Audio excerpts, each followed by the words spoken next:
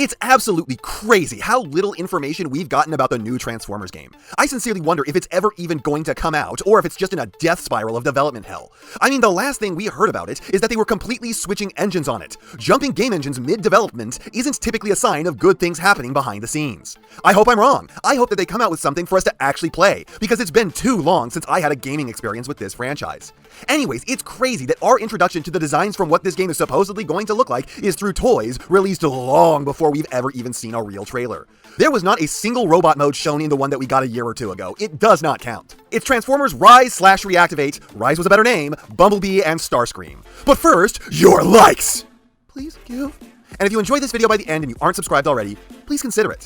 For the first time in a very long time, a new aesthetic for the Transformers has come around, and I'm like, yes, thank you. That's the kind of thing I want to see. The characters in a new, somewhat more hardcore guise, very different from what they looked like before, but retaining the personality of who they'd been. I can see these designs and be able to say, oh, that's a different version of Starscream. Oh, that's a more badass version of Bumblebee. Speaking of Bumblebee, let's start by talking about the by far better looking of the two figures in this set. This is going so right, where the movie version went so wrong. I don't mean to bash on the movies here, but the movie version was going for something in a very similar vein. The movie wanted to be a Bumblebee who was a lot more of a warrior, but their end result was that nothing was left of the character by the time they were done, except for the fact that he was yellow and black.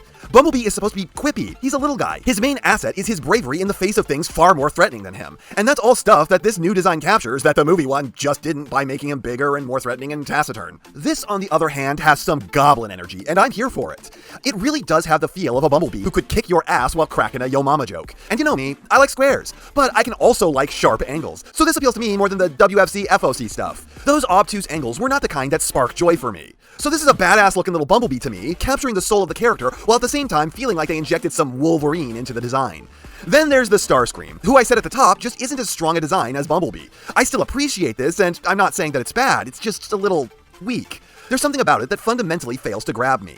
Maybe it's the placement of the null rays on his forearms. I always hate that way more than you think I should. But there's just something so dramatic about having them attached to the shoulder. It's, I don't know, sassier that way. Having them down by the hands with no options for better robs them of that. Makes them look tougher, but more generic. Don't get me wrong, I'll take this design any day of the week over the High Moon one, with its weird lumpen build. That was more Starscream than Starscream. This also changes a bunch to fit into its new aesthetic, and it's working great. While I don't think that this design has the impact of the Bumblebee, they do both look like they belong in the same universe. And I don't think that's just due to the weird more black left sides on both of these two.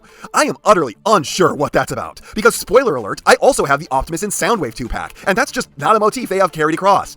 I think it's supposed to be like they scavenged parts or something, but why would both of these guys exclusively find scavenged parts for only their left sides when their right sides are perfectly fine, and also both of what they found has a partially black paint job that was still in their primary colors?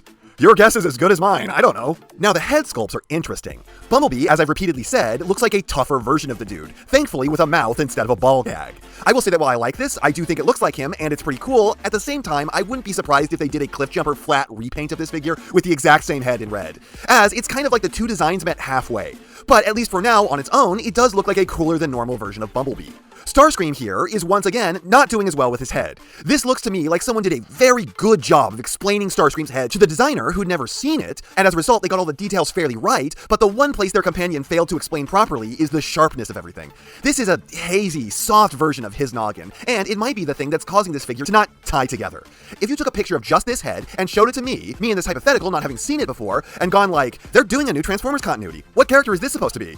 I'd go, is that Starscream? I would get it right on my first try, but I would be completely unconfident about my guess. And it very easily could also be an equally weak version of Sideswipe. So it's fair to say that I love the look of Bumblebee, and I like the Starscream. One captures the vibe while changing things for the more extreme, and the other one is like a 6 out of 10. It looks like the dude, I won't mistake it for anyone else, but there's just some spice, some sauce that's missing. I, however, don't hate looking at him like I do with a lot of the redesigns. As for accessories, it's pretty simple. They both come with a pair of guns. Bumblebees are kind of cool. They could stand to be a little bit bigger, as they seem to be a bit teeny in his hands, but they have some character, they're mean and threatening, and they feel like something he would use, even if they aren't his normal guns. Meanwhile, Starscreams are a version of the Null Rays that I don't know, I just don't like. These wouldn't be a lot better mounted to his shoulders, though they would be better, but there's just something lame about these two versions to my eye, which is funny because I think they were going for more badass and hardcore, with their thicker barrels and big open bird cages. They look like a Null Ray that could fire bullets, and it's just not working for me. So Bumblebee again got the goods, and Starscream's got the exists. But how are they on posing? odd to say the least. Bumblebee's head has an extreme amount of up and down, great for getting in a bigger bot's face or sullen expressions. It would be perfect for a flyer.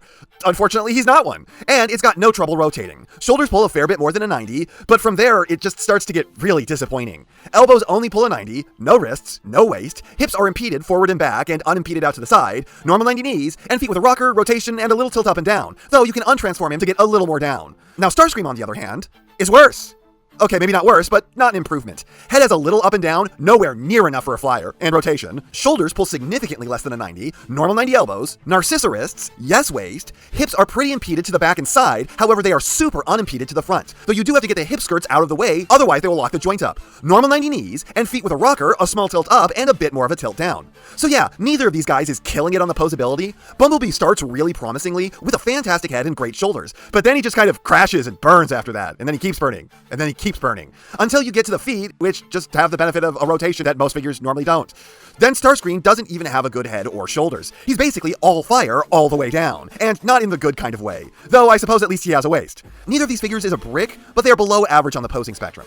As for the transformation, Bumblebee could have been really good, but they just flat out did not give him enough clearance in his backpack, and it is an extreme pain in the ass to get that part out. If you buy this for a kid, just be prepared they probably will need help to get that part out every time, because even I, an adult man, struggle to separate that part. It just likes to stick so hard. Maybe go in there with an X-Acto knife and shave some things down. The good news is, once you get that part where it goes, the rest of it is pretty inventive and fun. Just remember that the knees don't flip around and the waist doesn't do some kind of weird spin. The yellow fenders are the backs of the car and the black is the front. Now with Starscream, people were telling me that this has the Titan's Return Blitzwing nose cone transformation. And while I will say that, no, not quite, it is still absolutely the closest thing I've seen since. So it gets bonus points for that. Though it is weird how the head has to flip in, that part doesn't feel very refined. And the open slot on the underside is pretty ugly. However, don't go thinking that I don't love it for using the real nose cone to form the chest, without the tip hanging off the back. That will factor into my final rating. The hardest part of this whole process is just remembering what order to flip the backpack in, because it's on like 4 separate flips, with the black part doing one, the red part doing one, or maybe not, or maybe doing 2, and then also remembering to do the wings. It feels like a miracle every time I remember the order properly. Both could be better in some fairly simple ways, but overall, I'd say, okay transformations. Starscream's is the less frustrating of the two by virtue of not having a part you need a hydraulic press to get out, plus it does the cockpit thing, which pleases me. And the alt modes are both pretty excellent. Bumblebee's mismatched colors kind of disappear into it, as 2 of the 3 key points of that gimmick are now hidden inside of the alt mode. Meanwhile, Starscream is flying his mismatched colors proudly. Honestly, I could have gone for the whole thing having this extra dark color scheme, but it's still pretty good. This isn't quite the normal Starscream jet. Almost feels like Windblade, but it reminds me enough of him, and it's pretty damn cool. And Bumblebee, forget about it. Even if you didn't know that this was going to be Bumblebee because they told you, and all you saw of it was the alt mode in grayscale, you'd probably just assume that it was going to be him. This mode rocks. I know I keep using the word badass, but that's just what this is, the badass version of the normal Bumblebee. It rolls pretty decently, though there's a good chance of you having it scrape on the bottom, as this thing has like no clearance normally. So if anything's wrong down there, or it's not on a smooth surface, it will have collision turned on. So ultimately, for a bit over liter price, this is a pretty decent deal. Though this picture on Amazon is extremely deceptive. It might be a little bit overpriced, as this is a Voyager paired with a Deluxe, and they're charging $63 for it, but at the same time, it isn't too much heinously more per figure to make it feel insulting.